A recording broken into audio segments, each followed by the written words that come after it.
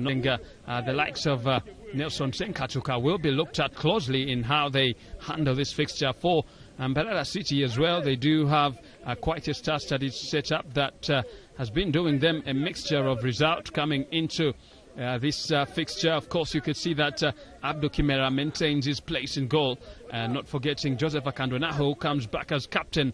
He will be looked at closely to seeing how he can drive this Mbarara City FC side against his former paymasters before crossing over to Express. So Joseph Akandonaho, the man who is going to be looked at closely on how he handles the fixture here for Livingstone Babazi, who's also sitting steady to ensure that this Mbarara side continue their fine form as they try to accumulate the match statistics as they possibly can. The referee takes the lead off. We are underway here at the Kavumba Recreation Grounds.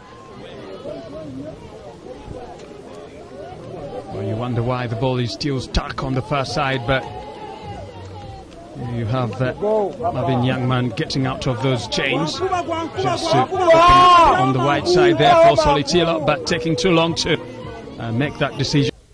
Seri Arigumaho. Seri goes for a strike in the back of the net, and Seri Arigumaho continues his fine form. His celebration is one that is unique, and manages to get that ball in as Mbarara City Football Club do get a way of drilling that ball inside. What a free kick!